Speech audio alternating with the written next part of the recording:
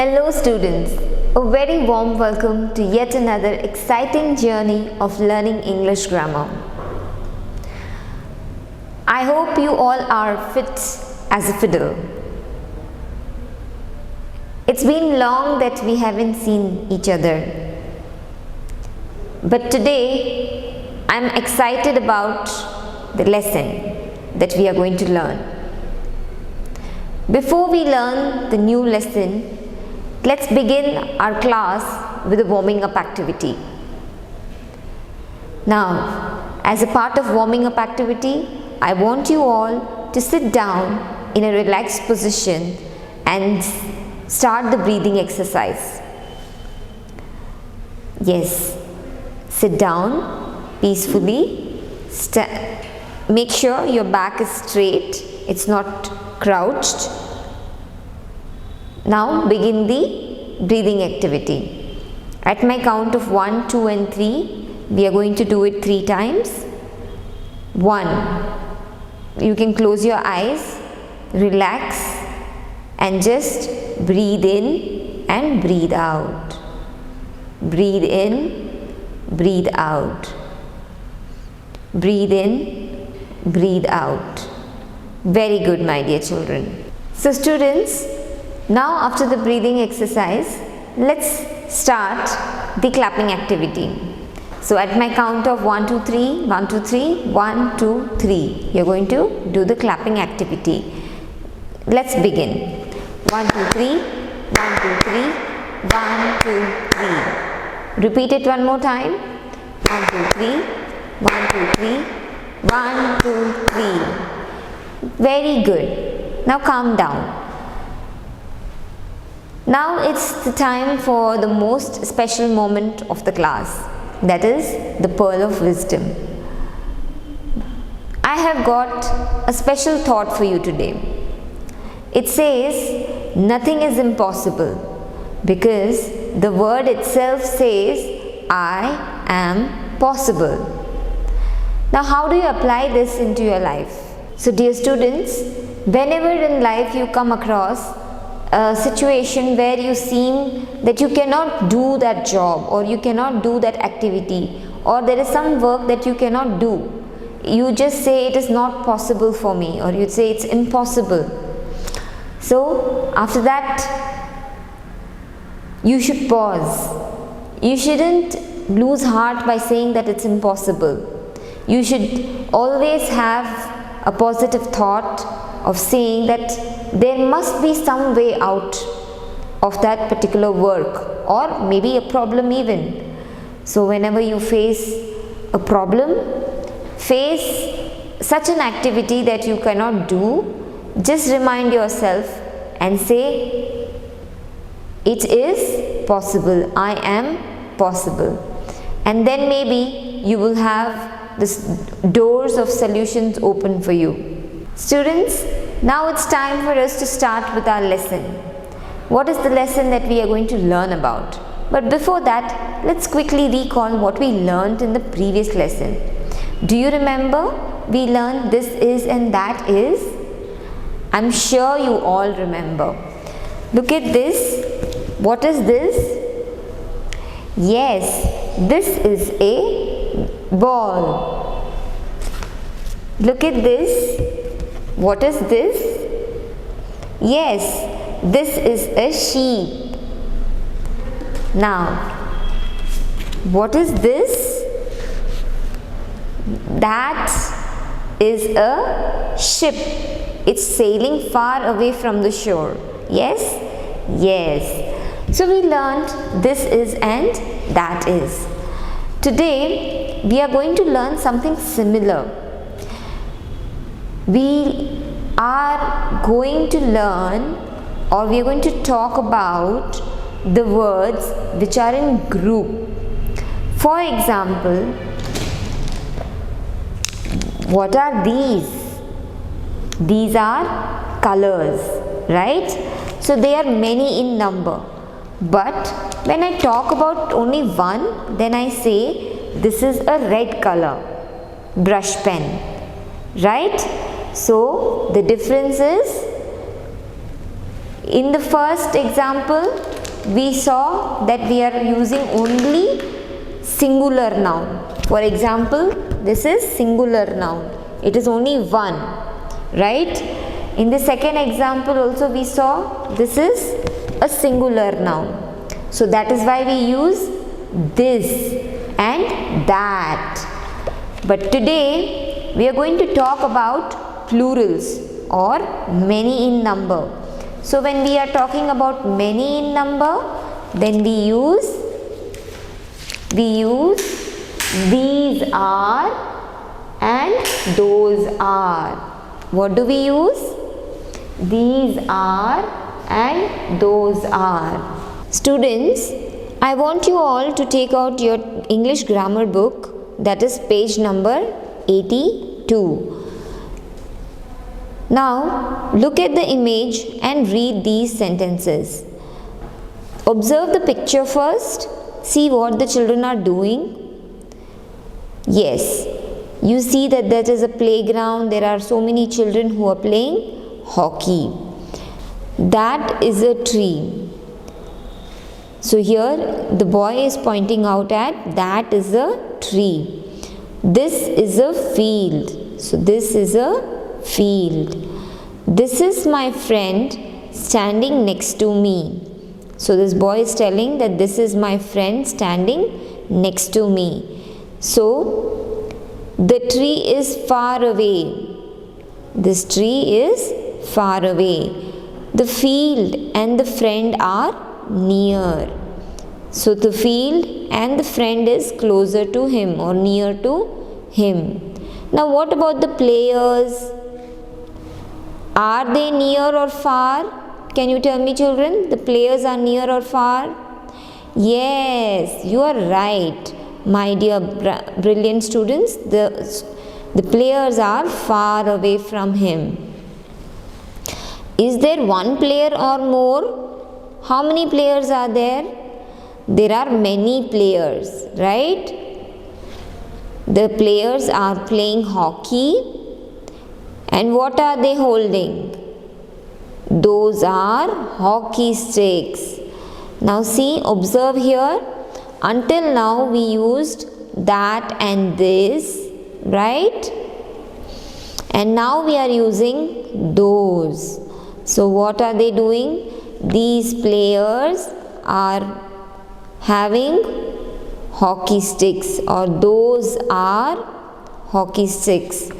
So our chapter, we begin with understanding that this, that, these, those, all of them are nothing but demonstrative pronouns. What are they called? They are called demonstrative pronoun. So kids, now let's understand what demonstrative pronouns are. So kids, a demonstrative pronoun is a word that takes the place of particular objects or people. For example, these, this, that, those, here and there. Now, the pronouns these and those are called demonstrative pronouns. So I hope you understood the definition of the demonstrative pronoun. So what are those? For example, this is a chalk. These are colors. That is a window. Those are cupboards. Here is a table. There is a computer. So all these examples refer to the demonstrative pronoun. But today we are only going to focus on these are and those are. Children, look at these pictures. See, these are birds. It says these are birds. So they are near to her. And there are many birds. Those are birds. Look at this. that is a tree far away, and the birds are here on the branch of the tree. So they are far away, and that's why we are using those. Look at these.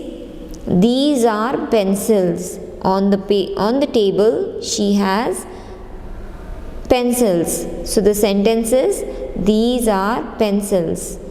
Those are stars. Those are stars. Those are kites.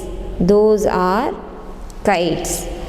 Now children, we use these when we point at things or at people near us, and then we use those when we point at things or at people far away. So these are the two important points that we need to remember. Also, we should know that we use these and those only with things or people that are many in number. So if you have observed, all the noun are many in number. So we use these and those. So kids, it's now time for us to recall whatever we have learned. Let's solve this exercise. It says, fill in the blanks using these or those. Now what has the teacher written on the board?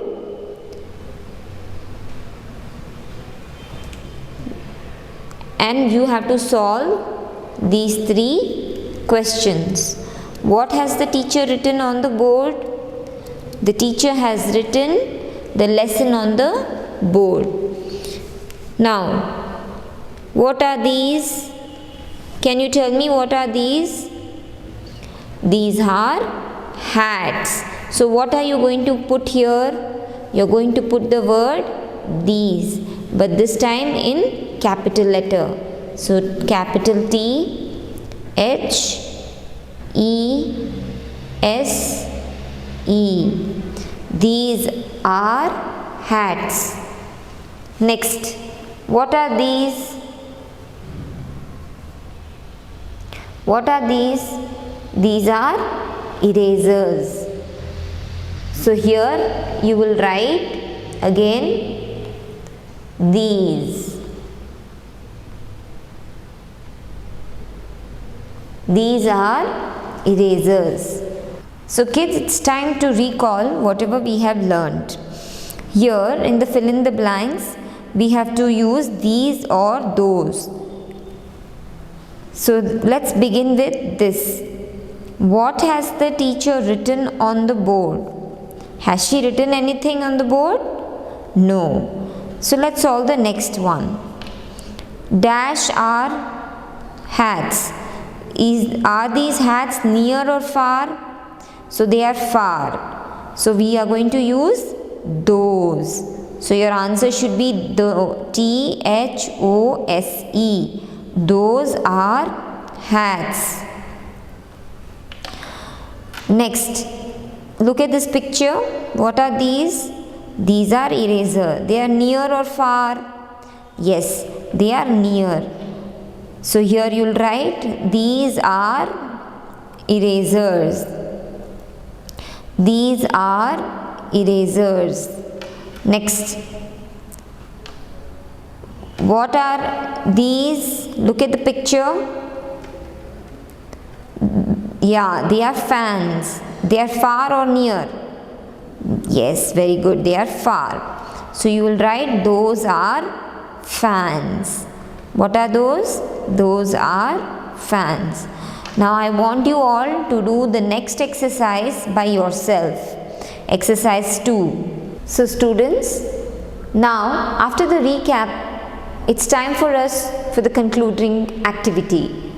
Let's begin with the concluding activity. Students, as a part of our concluding activity, let's solve this exercise on page number 85 of your English grammar book. The exercise says, look at these pictures and answer the questions. One has been done for you. What are these? Look at the picture. These are candles.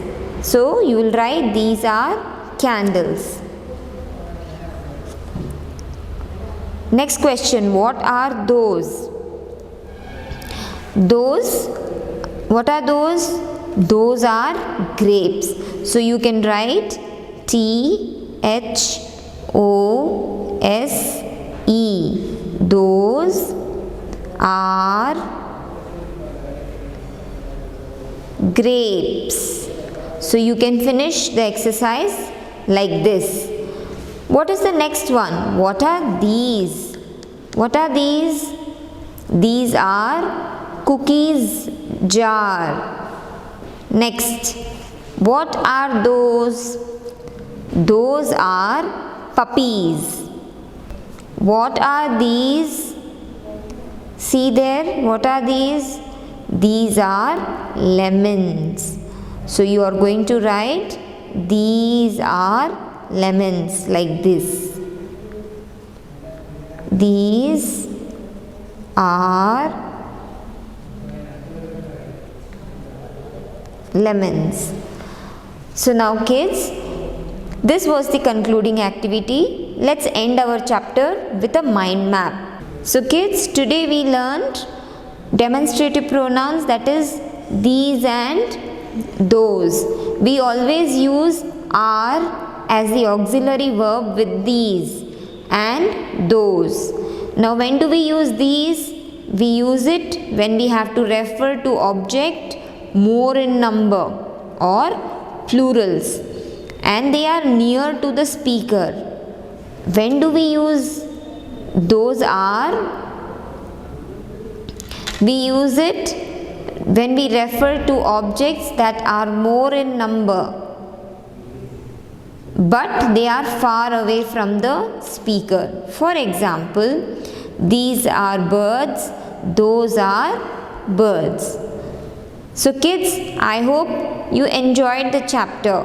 So kids, I hope you all enjoyed the lesson and learned the demonstrative pronouns these are and those are.